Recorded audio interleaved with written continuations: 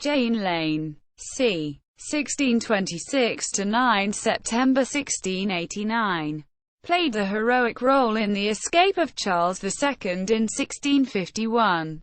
The main significance of the story is the key part that the escape played in forming the character and the opinions of Charles. Origins. Jane was the daughter of Thomas Lane and Anne Bagot of the parish of Bentley in Hyde, near Walsall. Her parents had married at Bliffield, Staffordshire in 1608. Their son, John, was born on April 8, 1609, the first child of what was to be 4 sons and 5 daughters. There are several early christening dates for a Jane Lane in the International Genealogical Index, which have been estimated by contributors, most probably based on a spurious date for her marriage. However, she was known as Jane Lane in 1651 and so was unmarried at the date. Her eventual marriage to Sir Clement Fisher, of Packington Hall, Warwickshire, is known to have occurred on December 8, 1663, being performed by the Most Rev.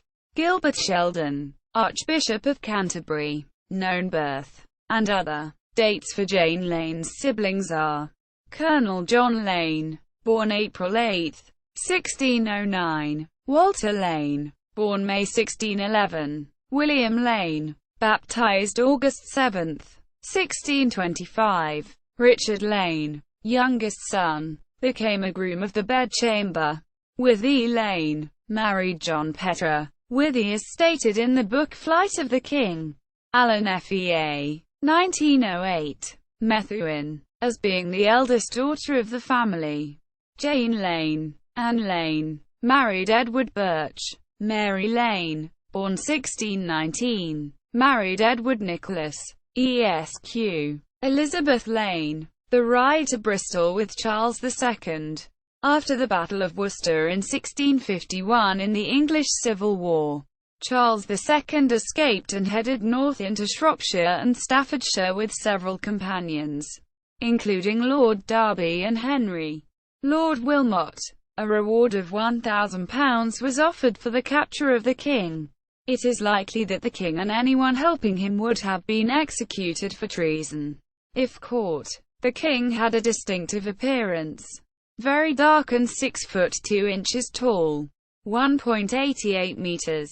Furthermore, there were cavalry patrols specifically tasked with finding the king. At this time it was illegal for Catholics to travel more than 5 miles away from their homes, without a pass from the sheriff of the county. Helping the king would therefore be hazardous. Wilmot had gone to Bentley Hall, the home of Colonel John Lane, who had been an officer in the Royalist Army since 1642. His sister was Jane Lane. She was described by John Evelyn as an acute wit, an excellent disputant, though no beauty. Wilmot learned that Jane had obtained a permit from the military for herself and a servant to travel to the seaport of Bristol to visit a relation, Ellen Norton, who was having a baby. Lord Wilmot saw the opportunity of escaping through Bristol in the guise of the servant, since no lady would travel alone. On learning of the king's failure to reach Wales, Wilmot decided that the king should take advantage of the military pass and travel to Bristol as Jane Lane's servant, and then find a ship to take him to France. When the king reached Bentley Hall early on 10 September 1651, he was quickly dressed as a tenant farmer's son and adopted the alias William Jackson for the next part of his journey. The party then set out, Charles riding the same horse as Jane Lane. They were accompanied by Withy Petre, Jane Lane's sister, her husband John Petre, and Henry Lascelles, another related royalist officer. Lord Wilmot refused to travel in disguise. He rode openly, half a mile ahead of the party, and if challenged he said he would claim to be out hunting. This was a risky yet useful decoy. The party rode through Rowley Regis then Quinton to Bromsgrove. When they arrived at Bromsgrove they found that the horse ridden by Charles and Jane had lost a shoe. The king playing the role of servant, took the horse to a blacksmith. The king, when he later told his story to Samuel Pepys and others, said, "As I was holding my horse's foot, I asked the smith what news. He told me that there was no news that he knew of, since the good news of the beating the rogues of the Scots. I asked him whether there was none of the English taken that joined with the Scots. He answered he did not hear if that rogue, Charles Stuart, were taken, but some of the others, he said, were taken. I told him that if that rogue were taken, he deserved to be hanged more than all the rest, for bringing in the Scots. Upon which he said I spoke like an honest man. And so we parted." The party reached Wootton Wawen, where cavalry had gathered outside the inn. Here John and Withy Petre went ahead of the party. The king, Jane and Henry Lascelles with great coolness rode through the troops. The party then continued through Stratford-upon-Avon, and on to Long Marston, where they spent the night of the 10th of September at the house of John Tomes, another relation of Jane's.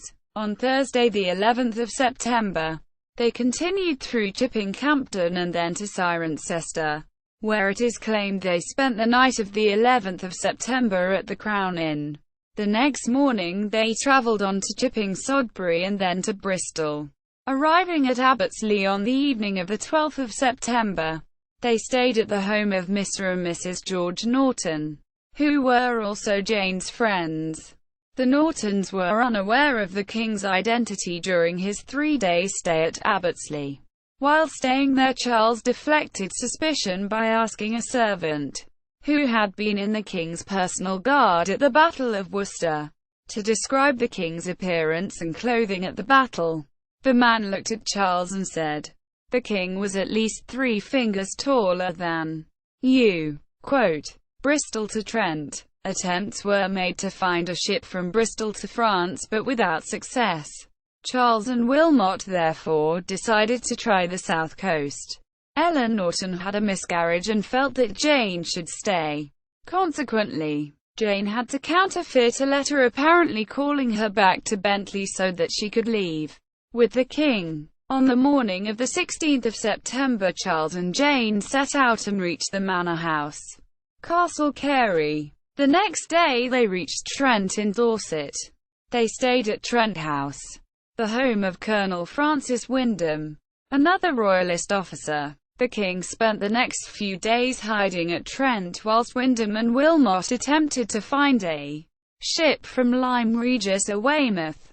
It was whilst he was at Trent that the king witnessed a bizarre event where the local villagers were celebrating, believing that he had been killed at Worcester.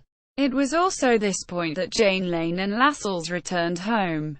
Jane's exile. However, Jane heard on the 14th of October that the Council of State had been told she had helped with the escape. Before Bentley Hall was searched, she left, walking to Yarmouth posing as a country wench, and travelled to France.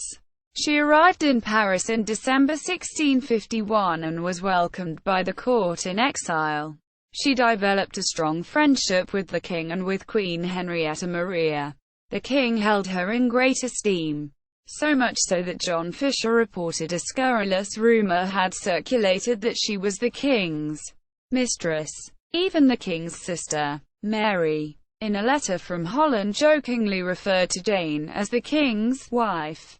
In 1652, Charles arranged for Jane to become a lady-in-waiting for his sister, Princess Mary, in Holland. Throughout his exile, Charles carried on affectionate correspondence with Jane Lane and often said that he wished he could help her more. Jane received the following letter from Charles in reply to a letter in which Jane had said he had probably forgotten her by now. 1652, the last of June. Mrs. Lane, I did not think or I should ever have begun a letter to you in chiding, but you give me so just cause by telling me you fear you are wearing out of my memory that I cannot choose but tell you I take it very unkindly that after all the obligations I have to you, 'tis possible for you to suspect I can ever be so wanting to myself as not to remember them on all occasions to your advantage, which I assure you, I shall, and hope before long I shall have it in my power to give you testimonies of my kindness to you which I desire. I am very sorry to hear that your father and brother are in prison, but I hope it is of no other score than the general clapping of all persons who wish me well, and I am the more sorry for it, now it hath hindered you from coming along with my sister, that I might have assured you myself how truly I am your most affectionate friend. For Mrs. Lane, Charles R. Restoration. Only when the Restoration finally came did Jane return to England. Charles was then able to give her a pension of £1,000 per year and many gifts, including portraits of the king and a lock of his hair. Parliament also voted her £1,000 to buy a jewel to commemorate her service. Her courageous loyalty earned for her family the right to add the 3 Lions of England to the coat of arms. In later years the Lions exempted the Lane family from a tax on coats of arms, as the royal arms were exempt. She was married to Sir Clement Fisher, 2nd Baronet of Great Packington, 1613–1683, on 8 December 1663 by the Archbishop of Canterbury. Fisher had served under Jane's brother, John Lane, as a captain in the First Civil War. There were no children from the marriage. In later life she lived extravagantly and there were arrears of £6,500 in the payment of her pension. Consequently, she was deeply in debt. Lady Fisher died at Packington Old Hall, between Birmingham and Coventry, on 9 September 1689 and was buried at Packington. Because of her debts, her estate was only £10. Several paintings of Jane exist, including one in the collection of the National Portrait Gallery of the King and Jane Lane on a horse, NPG 5251. It was a part of a romanticized series about the escape painted by Isaac Fuller shortly after the Restoration. In fiction, Jane Lane is the subject of the novel The September Queen by Gillian Bagwell, UK. Titled The King's Mistress. Jane Lane also plays a significant part in Georgette Heyer's novel, Royal Escape. Pub. 1938. Portrait of Jane Lane. Genealogy. Lane family. Depiction of the escape. Project Continua. Biography of Jane Lane. Lady Fisher. Project Continua is a web-based multimedia resource dedicated to the creation and preservation of women's intellectual history from the earliest surviving evidence into the 21st century.